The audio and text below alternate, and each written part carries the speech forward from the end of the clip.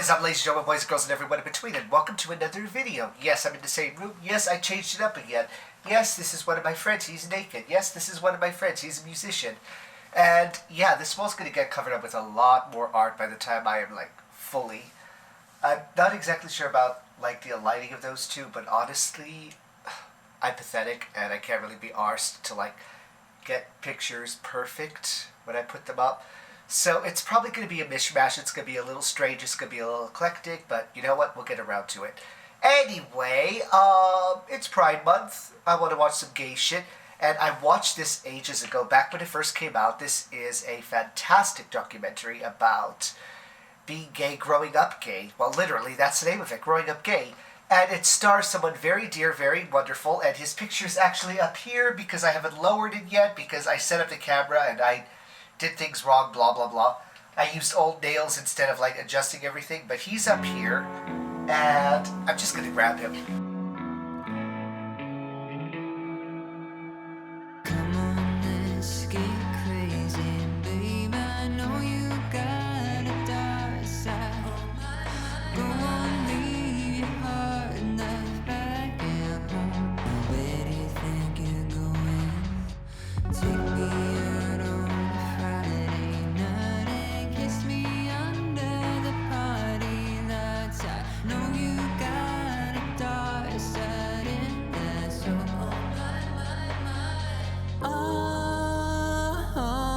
This documentary involves the fantastic Olly Alexander. And yes, I absolutely adore and love this man so much. He's a fantastic inspiration, an amazing musician, and a wonderful activist. So let's see that activism in action in this amazing documentary he did called Growing Up Gay. I love this when he did, I remember this, the full body glitter look. It was amazing. I have anxiety and depression, and I'm not alone. There's a perception that And I just realized his subtitles are cut off over here. for lesbian, gay, bisexual, transgender people is all good. Eh, We have equal marriage. we still have a long way to go, to be honest. Rights. It is outrageous. And I feel like it's something we are just ignoring. It's something that I come across all the time from fans of years and years, in letters, when I talk to them at shows. It's something I know about my own personal experience, but also my friends who are in the community. I personally have yet to meet an LGBT person that hasn't been unscathed by growing up LGBT. I mean, I haven't. Yep, I feel that. I want to understand why and what impact growing up gay has had on me.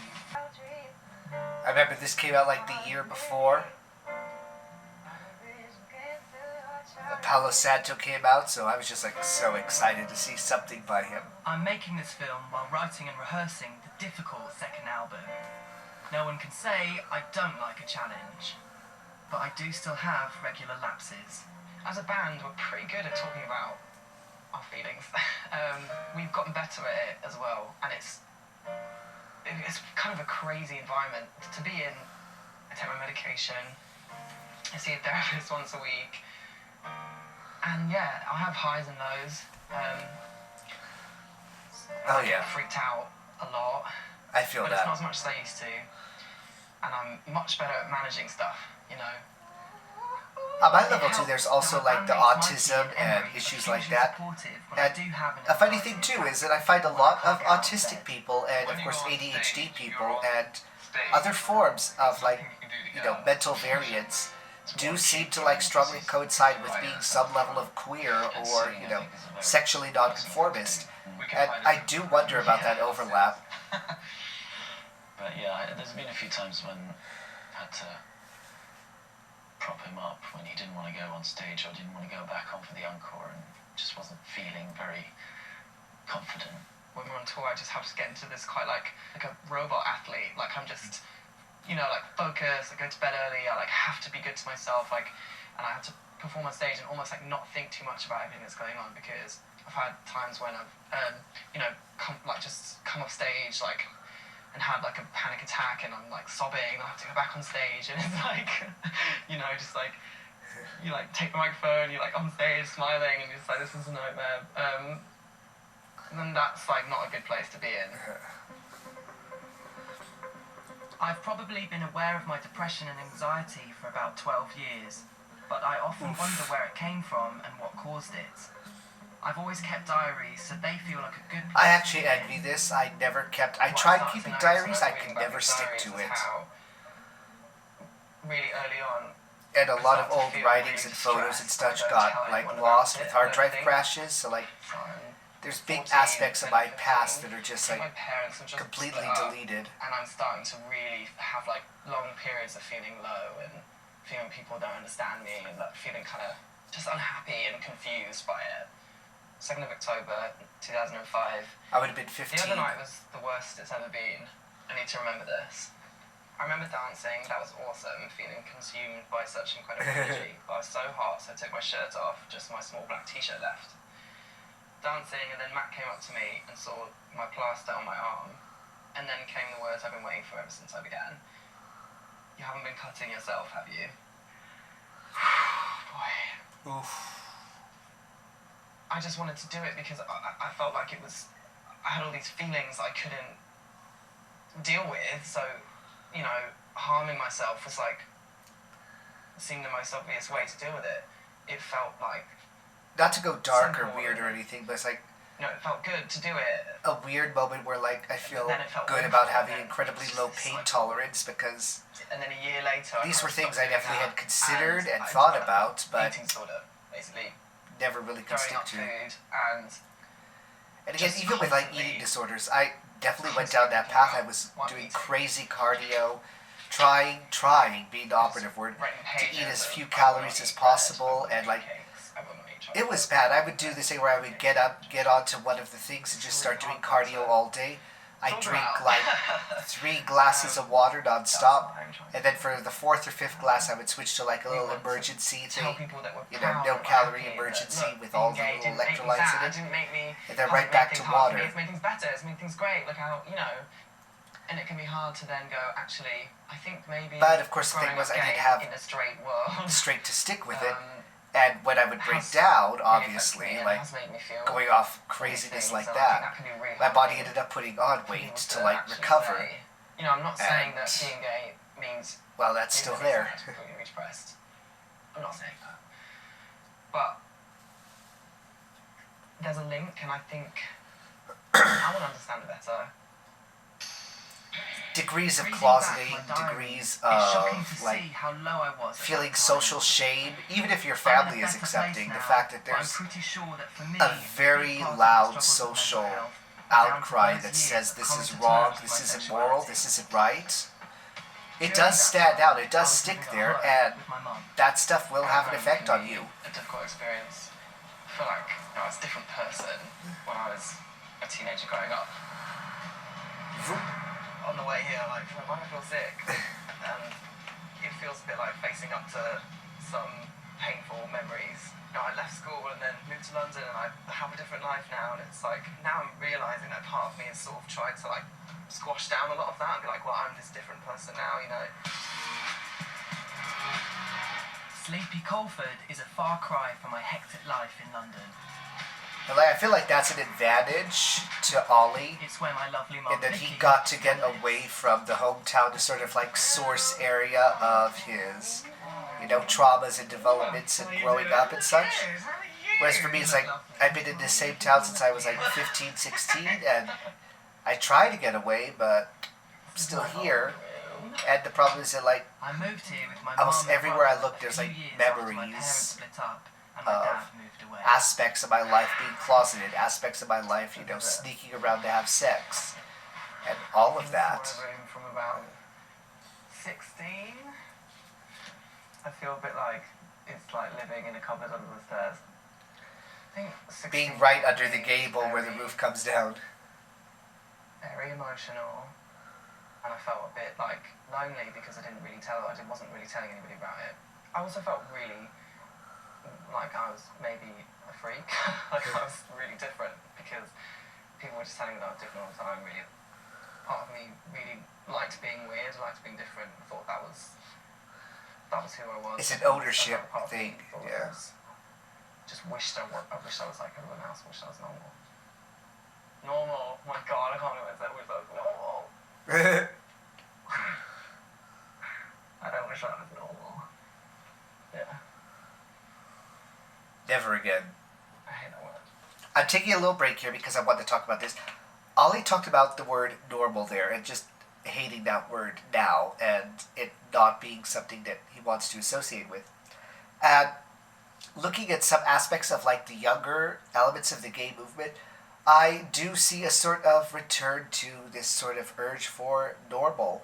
This idea of like, fitting in, being part of the structure, being part of how things are, or at least are like supposed to be, and wanting to take fringe aspects of queerness and gayness and relegate them.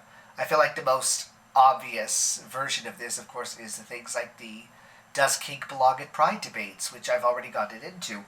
But I feel like it's taking a lot of the concepts of heterosexuality, hetero society, and pushing them onto us queer people without realizing that one of the strengths of being queer, one of the strengths of coming out as queer is learning to embrace your differences from this and realizing that your differences aren't wrong. And I feel like the return of this sort of normalcy thing, of this wanting to be normal, is also a return, shockingly and horrifyingly enough, a return to wanting to view aspects of the queer self with shame. And that's why I really think this stuff has to be talked about and fought against and, pushed back on, because we try too hard to be normal. We end up erasing the things that make us queer, the things that give us strength as queer people, the things that unify us across our spectrums and varieties as queer people. We need those differences. We need those others. We need all of that to be part of this community. So you know what? He's right. I hate the word normal. I haven't seen Mum for a few months, and she's been going through all our old home videos. Terrible. Is that me? Hasn't changed a bit. The next step live is to look to the top. Well, it's the last Christmas of the 20th century. So fruity! The fruitiness! The fruit has come out!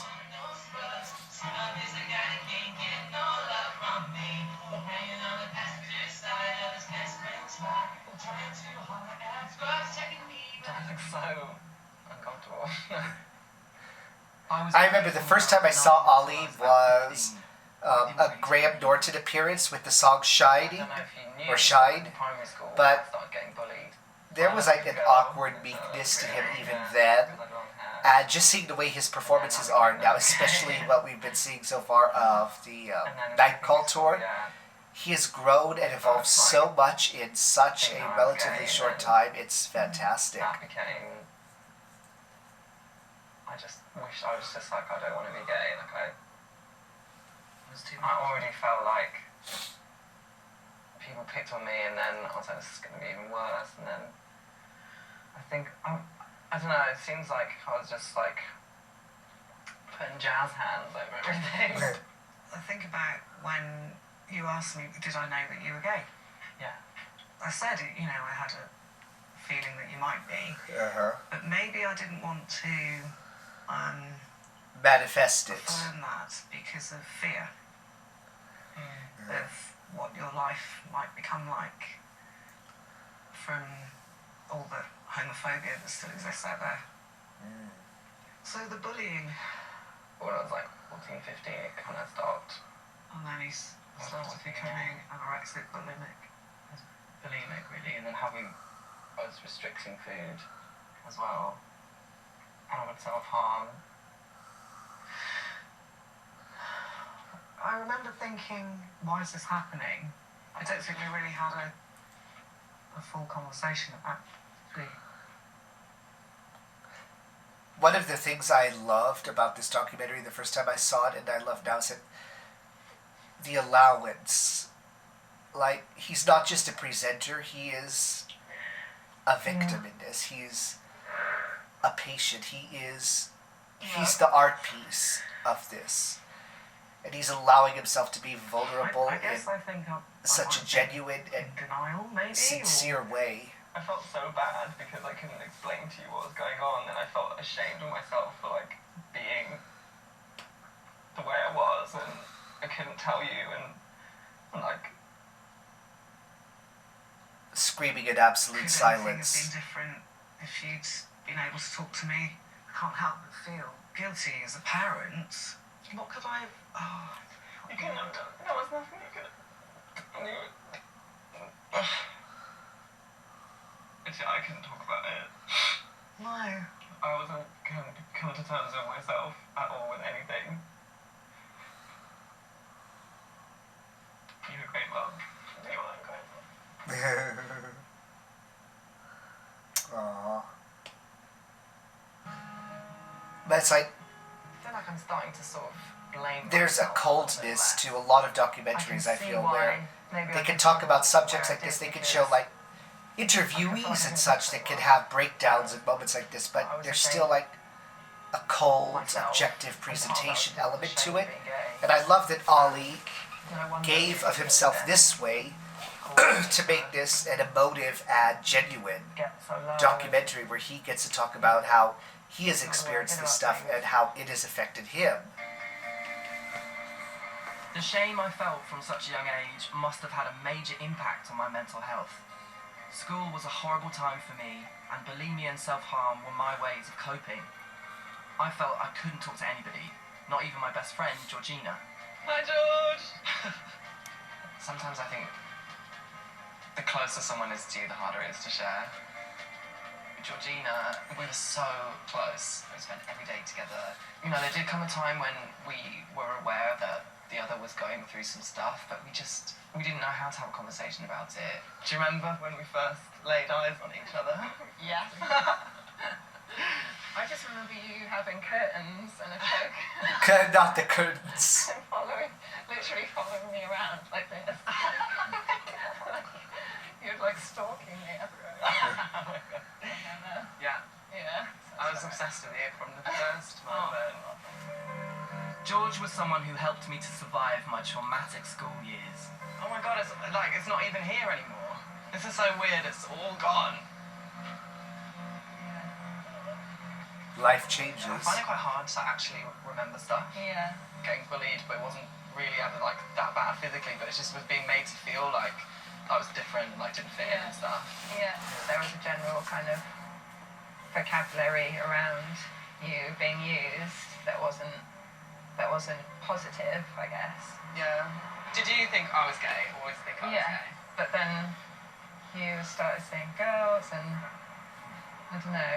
I guess I was confused looking like from a friend point of view, always knowing, but then never having the courage to bring it up with you or something, even though we were really close. But I don't know how you would have. yeah. Babe. Yeah. Do you know that you're gay? Do you know that you're gay? I think at school I learned that people around me were my enemies. You know, like Yeah. other kids were going to be mean to me. I was always on guard, on the defensive all the time. It just creates this like, even talking about it now, I'm like, I'm getting anxiety about it, and it's, I never liked spending time with kids my own age because I thought they'd be mean to me. I feel that. Yeah, I guess I learned that at school, that I didn't fit with them, so I'd have to go find somewhere else to fit in. Mine was weird because I don't feel like I ever strongly experienced it. I just sort of like presumed it so early that deciding to, ostracize myself away from my peers and everything was something that came naturally. Old habits whenever we get together. And I do not need any excuse to dance. Put a mirror in front of me and I'm just like, sorry, I'm too busy looking at myself. And turn. We used to make our own dance routines up. Yeah. I didn't know what to do with them or where to place them in terms of trying to dull it down and not act on it or not even knowing how to act on it anyway. It was really good to hear that stuff. And part of me was like, why didn't we tell each other at the time? Well, I wish that the first time I was questioning my sexuality, it had felt safe to say, oh, I don't know what my sexuality Yeah. is, maybe I'm gay. I wish that had been something I could have done, you know. Which is, for all of the trouble we're going through now and all of the That's struggles first and introduction real to issues your that are coming up sexuality, that we and have to that's fight. You have to hide it. I'm so happy that overall the atmosphere and the ability to reach out has changed so much between when Olly and I were at these The moment you ages realise that you're and different to the everybody kids else, now. that just plants the seed of Because toxic. say what you will about social media, but now these kids have community. These kids have safe spaces. They can have alts and I think you know that ways to reach has out, a huge impact. options I left that school just 10 years really ago now, never and were I there. doubt the effects will ever leave me. I'd hoped things had changed, but a brand new study by Stonewall shows that half of all LGBT teens are bullied at school. Today I'm meeting a young guy called Connor, he's just turned 15. He's gay and he was bullied out of his school. Hello. Thanks. Hi Aww. Connor. Hi Olly. How are you doing? Good, thanks. Oh my god, he's tall. Because I've stood next to Olly, like, for a brief second. Like, Well, school's God, I definitely wish it was not longer than a changed brief that second. much then. But I've stood next to Olly. He's a tall boy. At school. This guy is... Right. I feel like it's a really brave thing to come out as Yeah, I never get over how amazing and brave and incredible it is At one that point, there are queer the kids girls coming in out my at room 13 and that I 12, said I'd done even at stuff with an 14. old boy, and the boy found me the next day, grabbed me by the throat at the top of a set of stairs and pushed me down them. Whoa. wow. Mum and phoned the school, had to go at them, and I think the next day or something she had a meeting with the headmistress and told her I'm leaving, she's taking me out of school and she ain't bringing me back. You feel like you're alone. Good you job, have Mum. no one to go to. You feel insecure about yourself. You feel like there is completely nothing you can do to change it. And people targeting you for no apparent reason apart from you being you is just heartbreaking. At one point I was self-harming quite badly, and I do still have scars from it. I was quite suicidal. I admit I did try to attempt it because I didn't think I deserved to be here anymore. I felt like I was a disgrace and I couldn't turn 21. Did you talk to your mum? No, I didn't talk to anyone. I pushed everyone that I was Yep. close to away from me. I think it's really, it's so hard to talk about, you know, thoughts of suicide. Yeah. Because I think it really scares people. It's a scary thing. That is, It yeah. really scares people. As soon as you mention it, people only It's so focus good to on talk about it. the what. They don't look at the whys anymore because, especially for people who don't like to admit they've been there before or who haven't been there before, it's really hard, I think, to conceptualize being in that stage, Connor being at that isn't level alone. of desperation. Stonewall's study shows that 2 in 3 LGBT teens will have self-harmed, and 1 in 4, including 45% of trans pupils, will have attempted to take their own life. It's so awful to think that these young people can't imagine their bright futures whilst in the midst of being bullied. I want to find out how Connor's mum, Helen, coped with her son being in crisis. He was very depressed, very suicidal, self-harming. How did you know that that was going on? He didn't tell me. He's just got very withdrawn, and I didn't trust him being on his own. I knew something went right, and I used to make him get in bed with me, just so I knew where he was and that he was safe, so I could get sleep. And you feel that you failed as a parent. You really, really do. I just want to say, no, don't apologise. I wanted just to tell you that I've had a conversation with my mum really similar to this, and she said like really similar things because she felt like she didn't know what was going on for me when I was at school, and it was really hard for her, I think, as well. I'm sorry. His ability to be earnest and open in such a beautiful way Please don't apologise. No, you do. You feel like you've failed as a parent because your job as a parent is to protect your child, and you can't protect them from everything because you're not there 24/7. Of course you can't. How people could not And I feel speak like to their there's children. sometimes a Just divide because in the parents' feelings they've too. come out as transgender, bisexual, lesbian, gay. So bloody what? They're your child. Yeah. That's you. Oh, sorry. When she was talking about Connor having thoughts of suicide, can't imagine, you know, someone, you know, saying that to my mum, even though, you know, like, that I did have some really dark thoughts at that time, and you don't know how to deal with it. With his mum's support, Connor is doing so much better. She's found him a local LGBT youth group called Blah, where he gets to hang out with young people like him. That's amazing. Hi guys! This is Olly. It just goes to show like Connor was going through all this stuff, and then it took him talking to his mum, leaving school, but then finding a youth group for him to then start feeling more on top of things. Having youth groups and having places where young queer people can know each other and share stories and like find support with each other is just so good. It's been so good for Connor. If I had an LGBT youth group, well, that would have been amazing. I've been sneaking to it, to be honest, but yeah. For many of us, our introduction to other LGBT people is through going out on the gay scene, Yep. which is exactly what I did when I was 19. Oh, you started I moved to late. East London, and I started going out a lot. And it was kind of this awakening in some ways, because I was meeting all these people that I was so in awe of.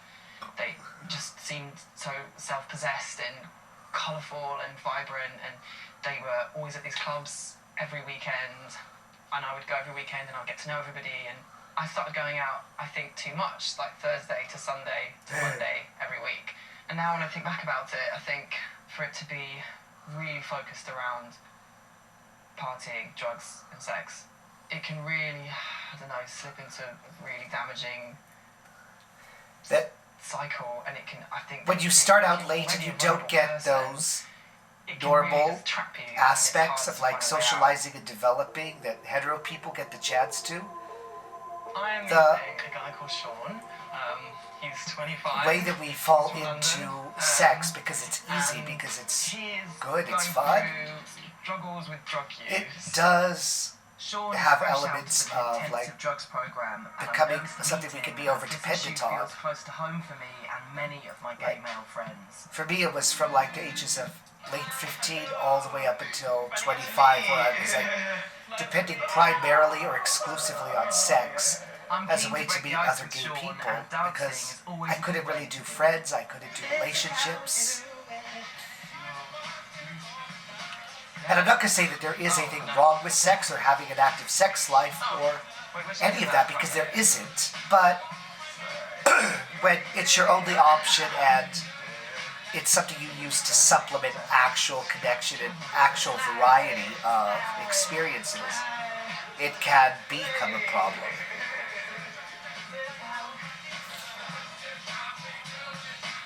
I want to ask Sean what he thinks may have led to his addiction. When did you come out?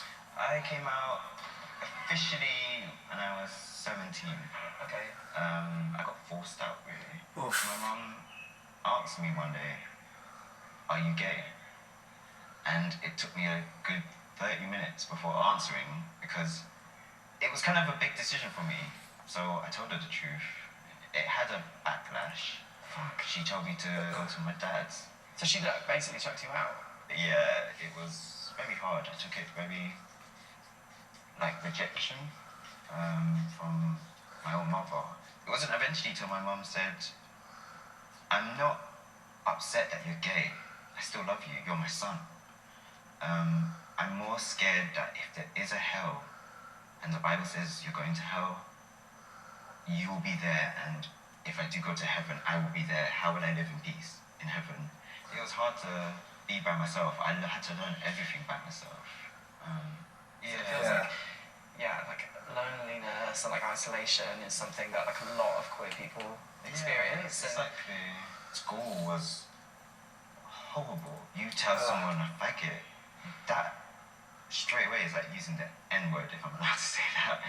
It's rude. That created a lot of friction, and a lot of fights broke out, a lot of arguments. That's the blessing in the isolation, I guess.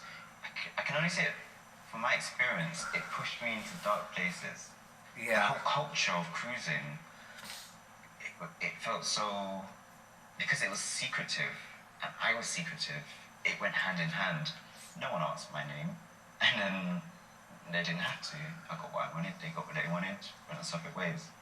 What do you think you were looking for, like, when you went cruising? Acceptance. Someone to love me. I didn't get it much anywhere else. Then as soon as I hit 18, I started sex clubs and saunas, dark rooms. Did you feel like it went too far, like, on occasions? Yeah. I slipped into typical gay drugs. I began with MDMA, and then meeting one person, they helped me into what the gay community calls slamming. And slamming is when you inject yourself. And I was injecting crystal meth. Oof. I would be around people who would give it to me, and I would give them my body. Unfortunately, the hard lesson had to come from it, and unfortunately I was drugged and raped, and through that I got given hepatitis C.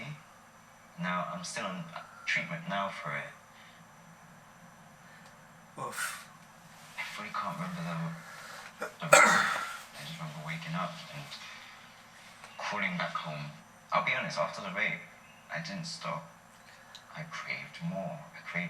I felt dirty, so I had to be in the day. This is an interesting point because thinking back on situations where I was raped, none of mine were as bad as this. None of them involved drugs or like blackout type things or something like this. And I say that not to like say that some rapes are better, some rapes are worse, but that mine were more sort of betrayals of a trust rather than a sort of risk element.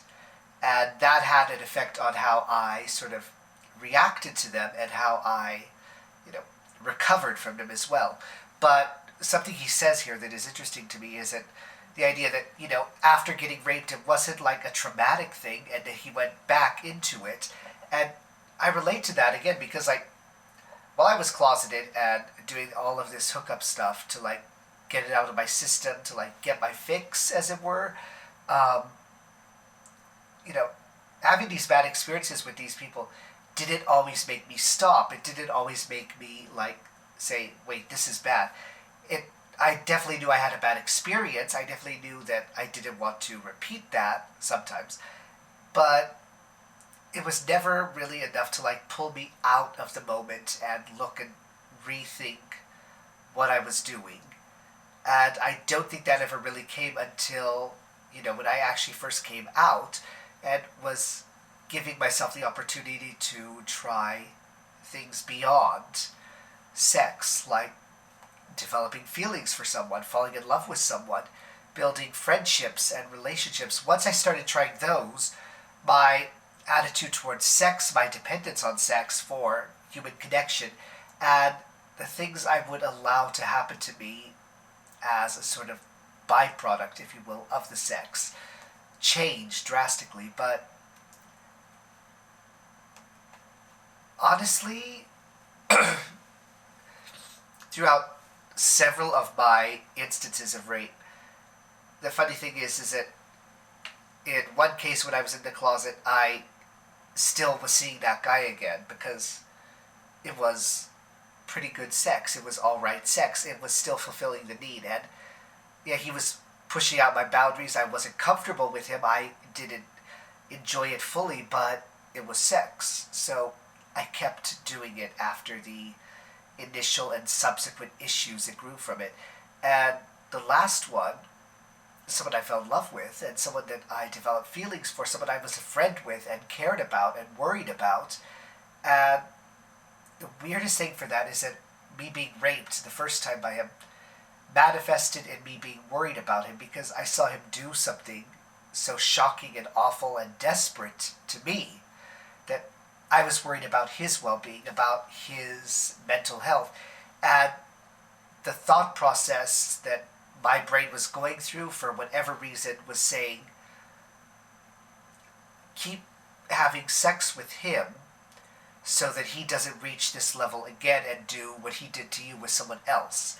So I ended up having an affair with this guy, and it was weird and complex and grotesque looking back, but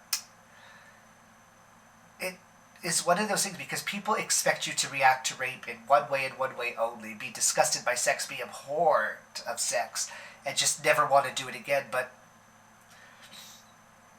it doesn't always work that way, and in some cases like this, the darkness, this sort of seedy neediness and lust and instant gratification of cruising type sex has this appeal that pulls you in deeper. And in my cases, it was just like a desperation and wanting a certain quality there, and in some cases just becoming emotionally dependent on people. It's weird how we actually react to rape as opposed to what all the narratives say is supposed to be the reaction. When rejection comes at you from all these different sides, and you're all you want is you're seeking connection and intimacy. If you even get a shred of acceptance from anybody, from anything, like maybe Sean got when he first went cruising, or he got when he first went to a party, you know, like that is all you have to cling to. So of course that's just gonna reinforce itself. I know that when I was first sort of going out in the gay scene in East London, it was just a given that you would do drugs. You know, it went hand in hand with like partying, celebrating and dancing, and that's kind of, you know, the positive side of gay nightlife. But then it's so easily tips into really damaging behaviour. The feeling of rejection got worse for Sean when he felt he couldn't be accepted by either parent and was left homeless, sleeping rough in Soho. I was on the streets for a good 2 weeks. How did you survive? You do all the bad, rough things that you shouldn't really be doing. It was just a bad moment. It was the wrong way to go about things. It was the wrong way to find who I was. Yeah. I feel like you didn't have a choice. Like, just when you're saying like, oh, it was the wrong way to do things, I don't know. It was the lowest point of my life that I ever got to, and I hope I never get back there again. Yeah. It's hard to hear you talk about it. Sean isn't a one-off. Young LGBT people are much more likely to become homeless, making up almost a quarter of young homeless people. For most of them, like Sean, their sexual or gender identity was a factor in their rejection from home. Hearing Sean's story... Again, I want to point out, like, this is a documentary from 2017. Some of these numbers are changing, but the thing is not very much, and in some degrees probably changing in a worse way than a better way. You know, aren't here anymore because, or for whatever reason, and I just like, well, I just think it's, oh my god, I'm not gonna cry in my, like, selfie in my kitchen. Babe, this isn't a selfie, it's a video.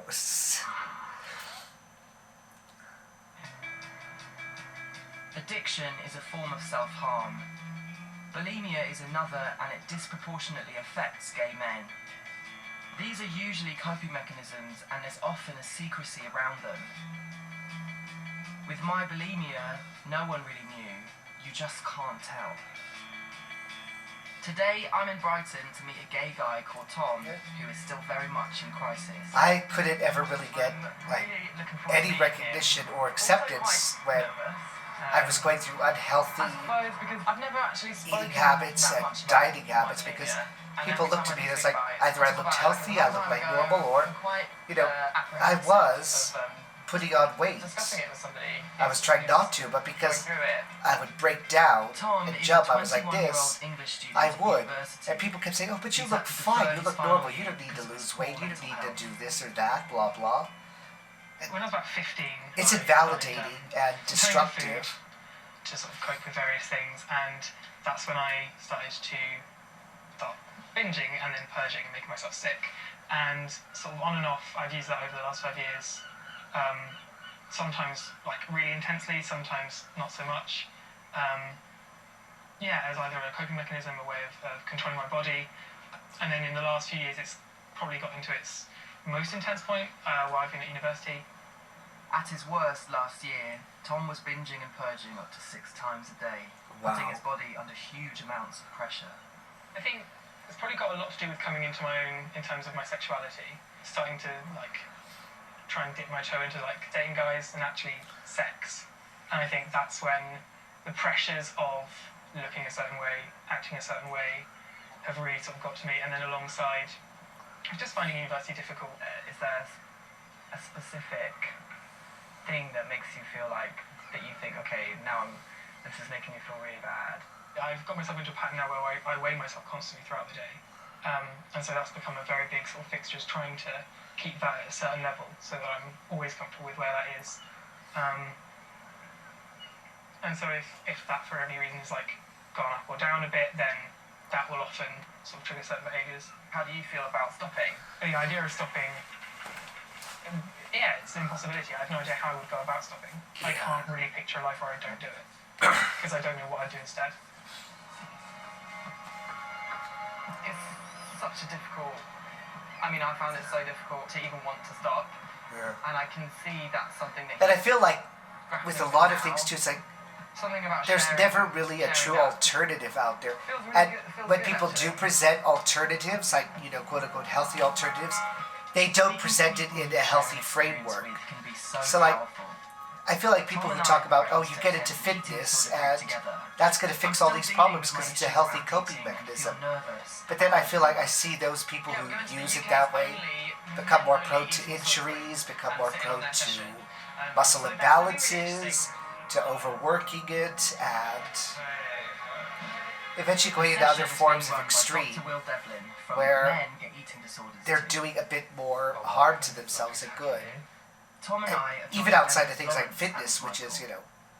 obviously one difficult thing, but last year, I feel like I started people push the idea of replacing your addictive coping mechanism, and it doesn't actually help you deal with the issue at the root or fix it properly. It just, I feel like it's like your brain gets rewired at some point along the way. It sees food or it thinks about food in a certain way, and then once it's wired like that, it's so hard to just do it. Is there anything to say that it'll happen like 13, 14, 15 as well? Is there like a reason for that? Does it relate to how we connect with people at that formative age? And if we don't, then what do and the you malleability of do you go into drugs, or do you go into alcohol abuse, or do you go into eating disorders? I just was so wanting people to take notice in a way.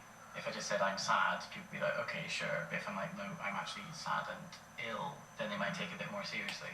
I ended up going to hospital, and I had a really irregular heartbeat, and the doctor was like, "Are you throwing up?" I kind of admitted that was what I was doing, and she was like, "Well, I think this is because of that." I felt so ashamed that this was what's happened, and I'd drawn so much attention to myself, and I felt like it was really serious. But I still carried on, really. It took me another 4 or 5 and that's interesting too. There's like this duality here where one of them says that this was a way to bring the attention properly instead of being dismissed, having something they can quantifiably point to and say, no, I'm having an issue here. It's a nice reassurance. Whereas with Olly, it was something that he pushed under so much and wanted to keep secret, It's certainly not and making me think, it turned into feeling like hindrance and bother when it didn't have to come out and be talked such a about. clear concept, I'm still not sure how I'm processing it.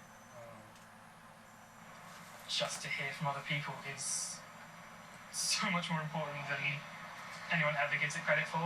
And there's something so important about knowing that you're not the only one battling something. And I feel like, too, I like, can't tell you how brave I think Tom is. one issue, too, is that a lot of issues like these only ever seem to get approached one way. And even right here, we just see, like, two very different mentalities behind these eating disorders. Tom's just done something I never did. There's probably a lot more than that. While still going through it. Hopefully, it'll help him recover and overcome the stigma. I've decided to take this idea of talking about things to a whole new level. Oh boy, what's she So gonna I'm in do? London, in East London, and tonight we are putting on a mental health themed night at the Glory, which is a local gay bar. And I've heard of the Glory. And yeah, I think it's going to be really, really fun. I'm really excited.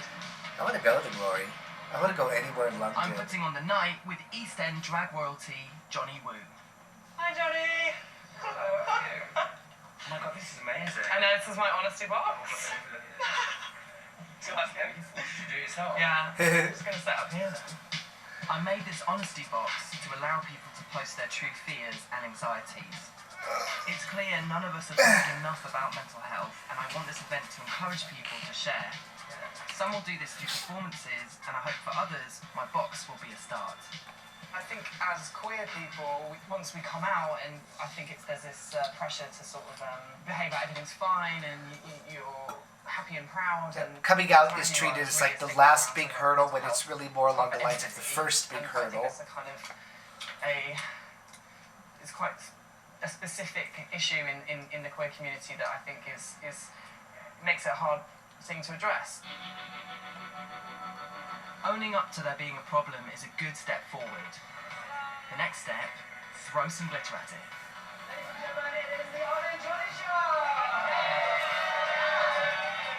Welcome to the glories of Gay Mental Health Night. Celebrating the investigating and getting to the bottom of gay mental health. Now to enlist some confessions and darkest fears. Yes. I've got a story in half myself. You're like thoughts and feelings, like secrets, whatever confessions, like pens and paper and stuff like that. I'm supposed to stay clear of queer company. People without our problems, they just need a little bit of respect.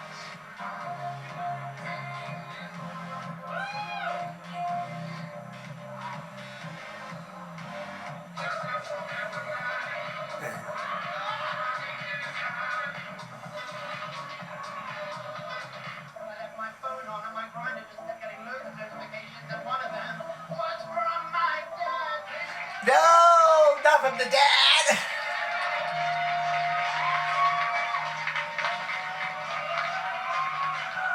Oh my gosh. I don't know what to say. It was amazing. It was so good. I asked people to put their confessions in my honesty box. Okay, this one says, it was freaking scary, but then one day my teacher pulled me aside after school and told me about their gay friend. It was the first time I'd heard that you could be gay and happy. This is incredibly relevant right now. It's nice. This one says, I hate my body, I do not like what I see in the mirror, and I feel I will never find a partner until I look better and fit the gay stereotype, and it makes me really sad and hopeless sometimes. And I find this one. Of homosexuality that the world instilled in me as I was growing up stays with me. It takes a long time to overcome internalized homophobia. And I think you always end up finding new ways where it shows It's up. quite shocking to read these because you're like, I was there tonight, like everyone's having a good time, and it's like, you can have a good time, but you know, people are actually feeling these things, and It's like the attitude towards depression. People think you're supposed to be sad and miserable all the time, but people with chronic depression live normal lives. They laugh, they smile, they go to parties. They also deal with some of the most crippling darkness in the world and struggle to deal with it. like it's just not.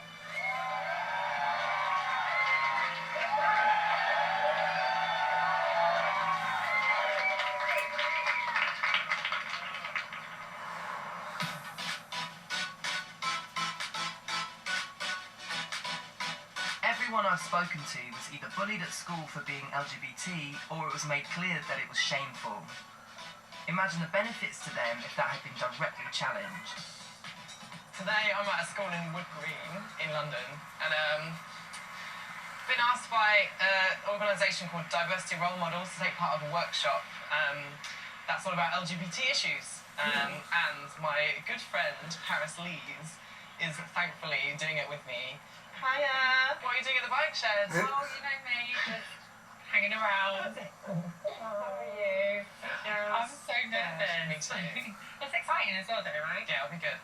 It does look like a nice school, actually. Yeah. Gemma Curtis has been mentoring us in how to be good LGBT role models, and she'll be holding our hand throughout. How are you both feeling about telling your stories? Good. Yeah. Scared, I'm terrified, excited, but crapping the I'm parts. Cry. Oh, no, don't.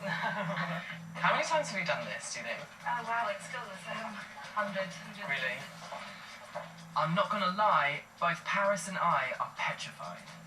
This is the first time I've been inside a school, I think, since I left. And I try to not think about young me very much because it makes me sad. And then when you're around just loads of young people, it reminds me of when I was young.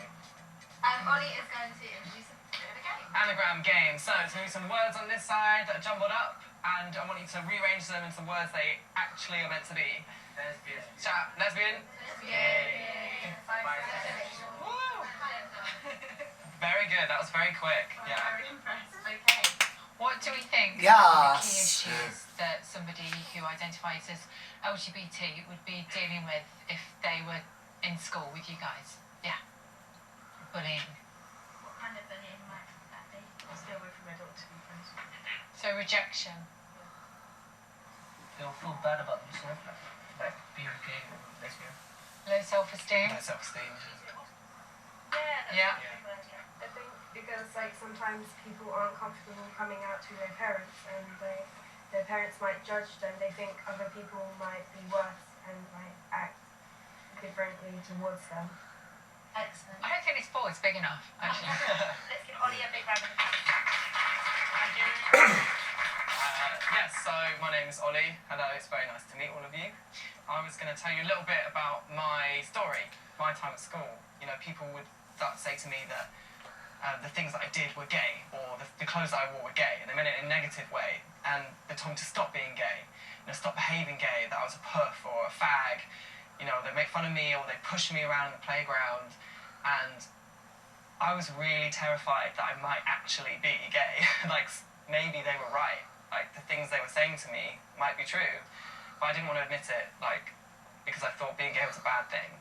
I felt ashamed. I think the words we use are so important. We can't forget that.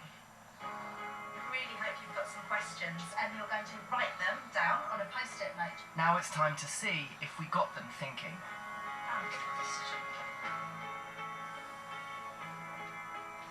Did you ever use the word gay in a negative way yourself to fit in, Olly?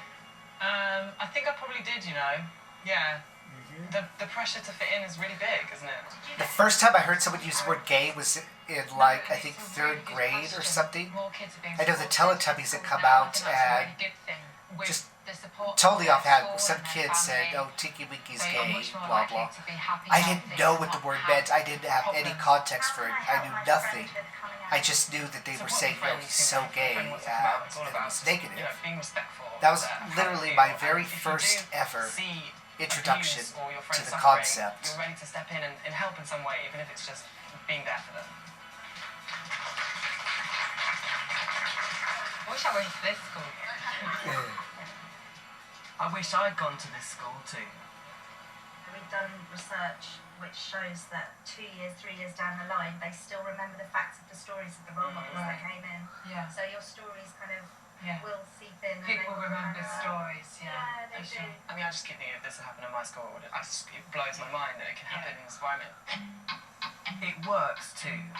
On average, in all the schools diversity role models have worked in over the last 2 years, over 40% of students said they use homophobic or transphobic language before the session, and only 15% would after. It's great what they're doing, but why should a charity be doing this? It should be a standard part of the addressing this curriculum. anyway, as part of the curriculum. Yes. Without a shadow of a doubt, We need it would have made gay such education. We need difference if inclusive I had education. We need... LGBT inclusive Yes. sex and relationship education would have helped me in so many ways, and it would have helped other queer kids, but also it would have helped the kids that weren't queer, that were straight. Yes. Like, everybody benefits from this kind of sex and relationship education. Because kids, if something is treated as other, they get to know that it's free range I'm to learning attack. more and more the benefits The more of normal how something good it is, the more feels to normalized talk something about is, the stuff. more accepted something And is, the also more that you being are honest treated with as yourself just like about how anything you're else. feeling. Something I It feel stops Sean doing hasn't that. entirely been doing. We were meant to meet up a couple of weeks ago, but he had to reschedule because he was having a lot of anxiety and panic attacks and things. So I think he's going through a really tough time at the moment. How you doing? Oh, good. Yeah? Good. Hanging in there. I am what we call in recovery lapsing. And I lapsed into doing drugs again. I came home from work, it was a bad day of work. I just really wanted to just do nothing, and I got a text from someone I previously did drugs with because I was so down on myself and my self-worth. And before I knew it, the voice in my head wanting to go and do drugs, it made my heart really beat out my chest. I was thinking, finally I'm gonna get some. Finally I'm gonna get what I want. Finally I'm gonna go back to what I felt was normal. It's clear Sean is still in the midst of some very tough times, but he seems so together. Putting on a brave face is something I do too. Oh yeah. So you know, when we met last time, and talking about kind of glossing over things or making things sound like everything's fine, and you were saying stuff to me like, I was drugged and raped, and this happened, but you know, it was a real positive experience, and here I am now, and like, it just sounded like it's so hard for you, and I felt like you weren't acknowledging that. Yeah, I don't like the memory of it, Yeah. but at the same time, I do think about it. I think about it a lot. The moments that I talk about anything personal, I always put on a smile because I don't like anyone thinking that I'm weak or vulnerable or things that make me look like... Just because you're out, I'm just damaged because you're gay, it goods. doesn't mean that you lose things Those like moments, toxic especially masculinity in this case. me getting raped, it was... Just not be able to be vulnerable, not be able to show I your don't know how to weaknesses, say not be it. able to It was, show that, you know, you could be broken. a difficult time And because I still blame myself. And Why? Why do you blame yourself? I guess it's the bad habit of beating myself up, Yeah. trying to see what I did wrong instead of seeking help to try and go, okay, you went through this, let's move on from that. I really just pushed it down, hence why I'm always smiling and always giving this I'm fine persona. I don't know, it's like some of the stuff that he was saying, like, hearing it is quite hard because, you know, saying like he still blames himself for being raped, like, what the fuck? Like, Yep. You know, it's really, And I feel that too because in my experiences, people should only not feel one like of that. my instances of rape was like something that was totally out of my control. The other two were things that either I put myself into That's or really hit close to home because, in some cases I even saw you know, coming, it's like, but still, I feel like it's just something it's like, it's very hard to learn the idea that me and my friends have had experience you with. can't My friends blame aren't here other anymore people's because, actions on your own behavior. You know, It's like, very if hard one to more get per- into if that one more person mindset. goes that way, it's like, I can't. Like, it's not right. Like, guys are maybe doing too much drugs, and it's just scary how it can be like one step away from those people being lost to us, you know? Like, I don't want that to happen to Sean. I really don't.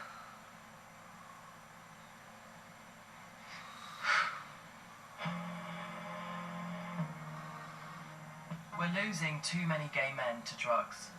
A recent report by Imperial College claims someone dies every 12 days in London just from the chemsex drug G. And drug use generally within the LGBT community is thought to be 7 times higher than the general population. I don't want to invalidate what Olly is saying here because I do feel like it is true overall. But one thing that I personally, in little tidbits of research I've done, one thing I do take issue with here is the claim of, drug use in the gay community being this much higher.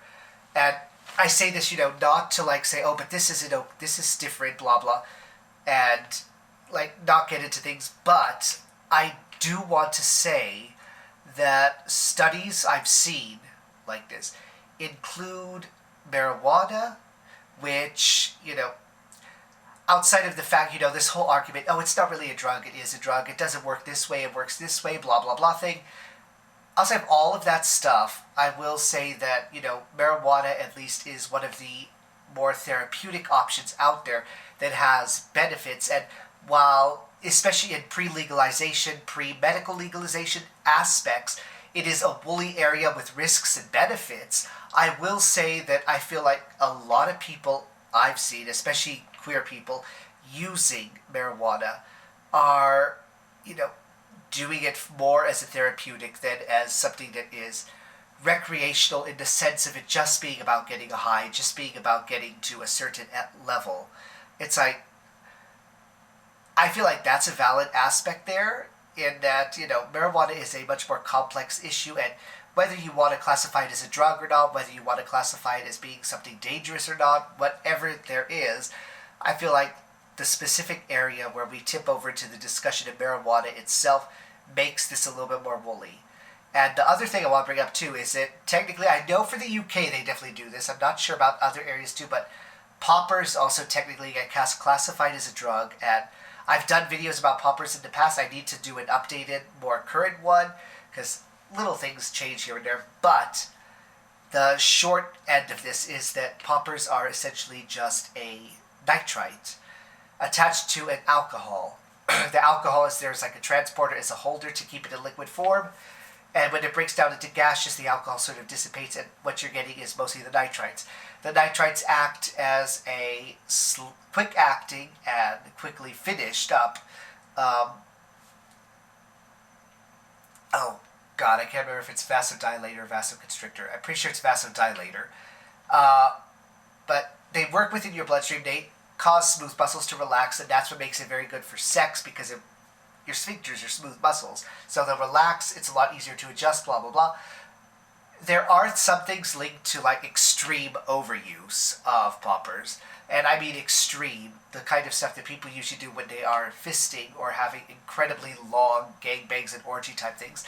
And most of this is pinned down solely to the fact that the nitrites will bond to iron in the bloodstream and cause an iron deficiency. And for most people, this will just be you're going to get a little bit sluggish, you're going to get a little bit of a blue tint, and then you take in some iron supplements and it's gone. For the extreme versions, like the fisting and such, it can be kind of hazardous because you need that iron in your blood in order to transport oxygen. But these are chemical interactions, and it doesn't involve the brain itself. It doesn't involve the aspects of which we would normally consider something to be a drug in the psychoactive sense of things like MDMA, GE, all this stuff that is being talked about. And, well, I definitely do feel like there is an overdependence on poppers out there, and that there can be an inclination to abuse of poppers, and that there can be, sort of a pressure about it. I feel like it is incredibly unfair to consider poppers to be a drug within this classification, but I know that a lot of studies and research and things that look at it and classifications and such do qualify it as a drug in this sense. So between those two, I do feel like there is a skewed number here, and I just wanted to point that out right away to say, essentially, you know what I'm saying, that I do feel like this number is skewed a bit because they include those. Following his lapse, I'm so pleased that Sean is seeking further help from the drugs program he was on. Good for him. Antidote is the UK's only LGBT-specific Wow. drug and alcohol service, and is based at London Friend. There's only one. Wow. Alright. I'm just very grateful to Sean for letting me hear about his story.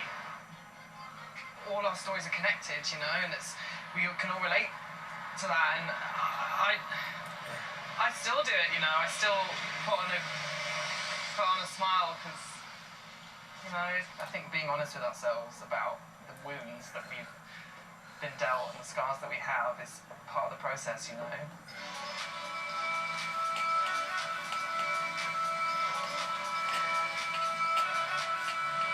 Today, my band Years and Years are headlining the Mighty Hoopla Festival in London. Well, Mighty Hoopla is a festival kind of organised by the Think the Pink crew, who are a queer kind of collective. Should be a really queer event. Lots of LGBT people.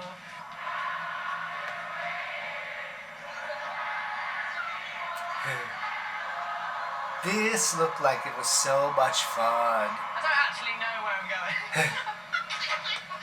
I think I need to get into a car. I remember when he did this look. The main difference is now I know how to take care of my own mental health. Like, I have the tools available to me, so that if something comes up, I can be like, pow, you know, knock that back. There's a little gap here. Yeah. Yeah? Oh, this is a bag. Are you wearing a jockstrap? Yes. Yes. Yeah. You like Yes.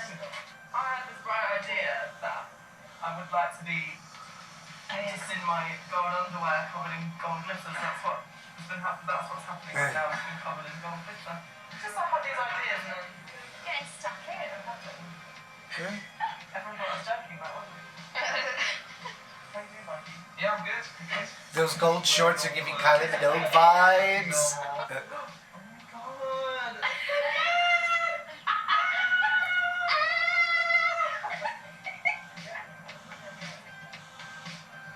I think we have a real opportunity here to help younger generations and the ones that come after them. Yay! Gold glitter Low beard! self-esteem, damaged, feeling undeserving of love, ashamed, versus encouragement and positivity for them to live their authentic selves and be who they are. We have to do everything we can to make sure that happens. We just need to reverse. And then it becomes unquestioned and normal that we have inclusive LGBT Yes. sex relationship education. It becomes normal that parents know how to talk to their kids about their sexuality, and then we can try and stop what's the suffering and pain that's happening. I think it is really I'll let hard it finish. not to let how you growing up gay in a straight world affect you. My journey has been really trying to reconcile everything that happened to me growing up, and you know, now I do things I never dreamed I would do. I go on stage in, you know, crazy outfits. I'm really out to everybody, and honestly, this Ollie is still so young compared to who he is now, so it's like the growth has been thousands of people. fantastic. Community inspires me every day. We're a very, very diverse community, but I think one thing that we can have in common is the love and support for each other.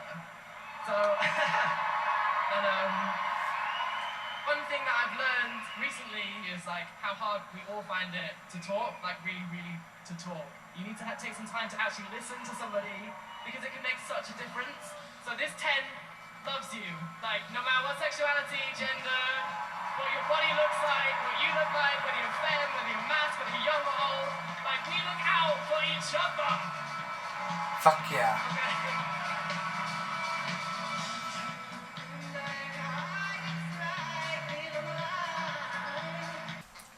Final point is one thing Ollie said there at the end, saying that, you know, we need to start with education. We need to get parents to be able to learn how to talk to their kids properly about sexuality.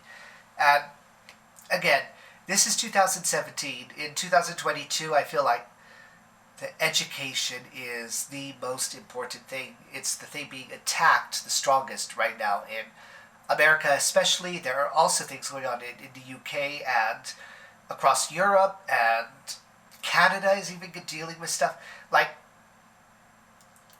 I feel like if there is one thing that queer people are united in the most unfortunate way possible, it is in knowing that you can never depend on family. You can never depend on blood relation to mean anything. And, you know, all of this talk is saying, oh, what about parents' responsibility? What about parents' rights? Blah, blah. And as someone, like, I can't even really say it because I lucked out. Most of my fears were just based on supposition and being scared, and they didn't pan out the way I thought they would. But I still went through so many bad things I wouldn't have had to if I felt like I was in a position where I could talk to parents and be safe. Other kids have far worse. There's still kids here I know who have parents that are basically like you're leaving home when you're 18. Parents who are like just turning their back and turning a blind eye because they don't like the fact that their kid is bisexual or that their kid is gay or that their kid might be trans or... No one knows better than queer people that family means nothing. And it's terrifying to me that a sort of fake moral outcry is being used to say we need to have the parents be responsible for this. We need to put the responsibility in the parents' hands when parents being responsible for queer kids is precisely what has put so many of those queer kids down the path to suicide, down the path to self-harm, down the path to homelessness because of getting kicked out by those parents. So I think I might have felt one way when this first aired, but today, seeing what I've seen, seeing what I've seen in others, and watching the way that politics and the world seems to be moving, education is the only way forward. We need LGBT inclusive education and curriculum from day one, as early as possible. We need kids to be able to see the idea that you could have a mother and a father, a father and a father, a mother and a mother. You could have any mix of family you want and it's fine. We need acceptance to start early. We need acceptance to be the norm. And, you know, one of the things that needs to be said and needs to be accepted is that the educators, the teachers, the people trying to make the world better for these actual kids, the one thing that is probably going to happen more often than not is that you are going to be opposing the parents a lot, almost at every turn, because the parents are going to say, we don't want our kids to learn about homosexuality, we don't want our kids to learn about bisexuality, we don't want our kids to learn about trans, or we'll teach them in our own way, which usually amounts to calling it a sin, to saying it's disgusting and wrong and awful, and to doing everything they can to discourage their kids from ever even thinking about it as a possibility or exploring it as something other than sickness. It's a crazy world right now, and our one duty, our one promise to the world needs to be to make it better for everyone who's coming after. So this was me reacting to Growing Up Gay, a documentary with Olly Alexander from 2017. If you enjoyed this video, like, comment, subscribe. I will see you guys in the next video. And of course, remember, life always gets better as long as you're working it brick by brick. See ya!